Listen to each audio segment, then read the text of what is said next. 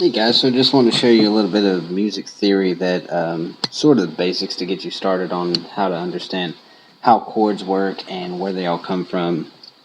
So I'm going to start out by showing you the C major scale, which is all of the natural notes in the musical alphabet.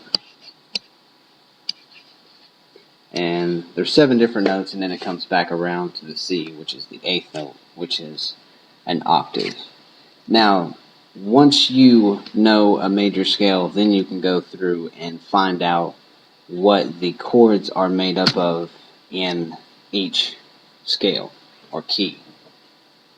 Now keep in mind, a key and a scale are pretty much the same thing. It's just a group of notes that are used as ingredients for a song or a piece of music. So to find the different chords, you go ahead and label these with Roman numerals. First of all, I'm going to start out with the 1, the 4, the 5, and these are the most commonly used chords inside of a key. They're used for lots of songs that are well-known, pop songs and such. And 6 is also used quite a bit. And then the ones that are used a little bit less are the 3, the 7, and the 2 chord. The 2 chord is a little bit more common than the 3 and the 7, but then you come back to the 1. And the reason I made the 2, the 3, the 6, and the 7 lowercase is because those are actually minor chords, and you're going to find out why here in a second. And also, the 7 is actually a diminished chord, and I'm going to tell you why that is. And the capitalized ones, the 1, the 4, and the 5, are actually major chords. And the way you find out what notes go in each chord is you start with the note, and then you go to every other note to find out what chord that is. So if you want to find out what C chord is used in a C major scale, you go every other note starting with the note you want to start with. So if you want to find the 1 chord, you go C, skip over D, go to E, skip over F, go to G, and then skip over A and go to B. And that will give you C, E, G, and B. And that is actually a major 7 chord. It's represented by a capital M and a 7. And then to find out the 2 chord, do the same exact thing. Start with the D and then go every other note until you've come up with the first 3 or 4. And once you get above 3 notes, then you're getting into jazz chords, and the voicings, at least on guitar, are sometimes limited just because of the way the guitar is laid out. And that will give you D, F, A, and once you go skip over A, you'll come back to C. And then do the same thing with E to find the 3 chord, which will give you E, G, B, and D. And then go to F and do the same thing. It'll give you F, A, C, E. And that will also be a major 7, just like the 1 chord. And now you'll notice that the 1 and the 4 are basically the same quality chord, but they have a different root note. And the same thing goes for the 2, the 3, and the 6. The 2 and the 3 are minor 7 chords, which they use a lowercase m and a 7 to signify that.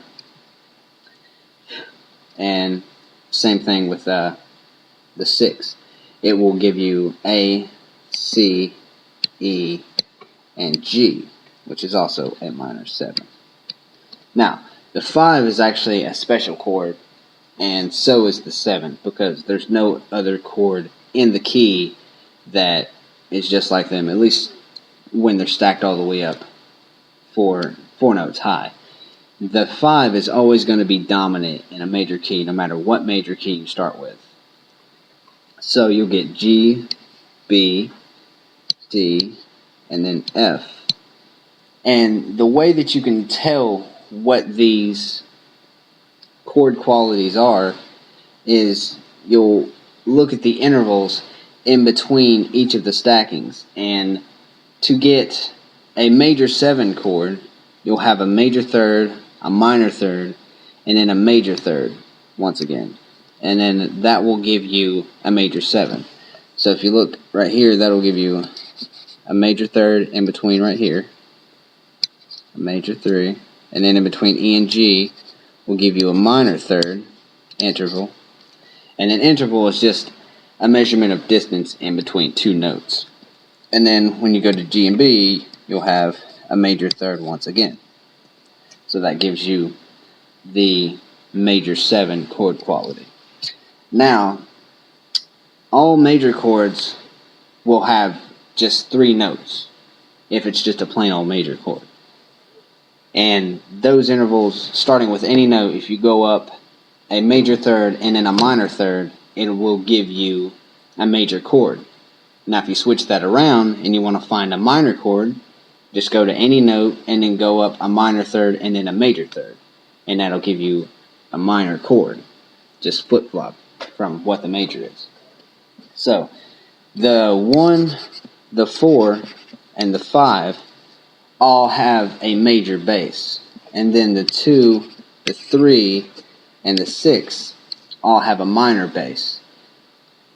Just depending from the first 3. And then once you go on above that, chords get a little more complicated, the names get a little more picky, and you start getting into jazz chords, which can be a whole nother level of music theory for you. But just to stay simple, I'm keeping it to the 7 chords. Without all the 9s and 13s and flat 13s and, all that crazy stuff, which I'll show you guys later on.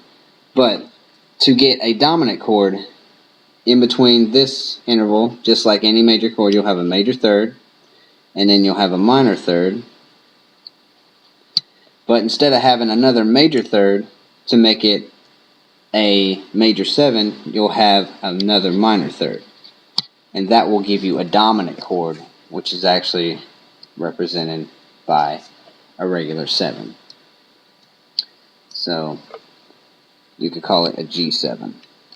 So when people see this in a chord chart and they see a G7, it means a G dominant 7. And it will contain the notes G, B, D, and F with those intervals in between. And that's how you know that it's a dominant chord.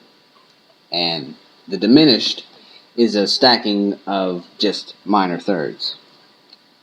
So you'll get B, D, you skip over every other note, F, and then skip over to another note, and then it'll give you an A, and then that will give you, for the first 2 intervals, will give you a minor third and then a minor third.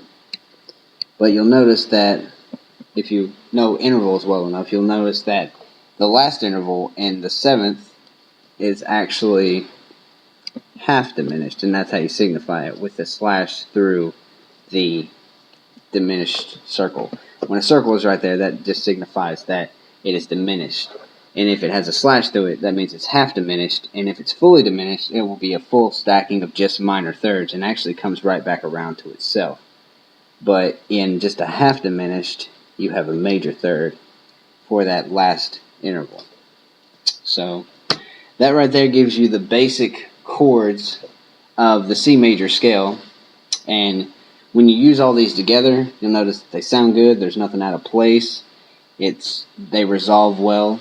The one thing I wanted to mention to you guys is that if you go to a 5, the most common thing that's ever going to happen if you're on a 5 dominant chord is you're going to go to the 1 or you're going to go to the 6. Going anywhere else is like using improper musical grammar. And it sort of disrupts the flow of tonal harmony as it has been designed. So just want to share this with you guys, and hopefully you learned something from this and will be able to implement it into your playing. And later on I'll show you guys how to get more complicated and stack a little bit further and get into some jazz chords and a little bit more complicated harmony. Thanks, guys.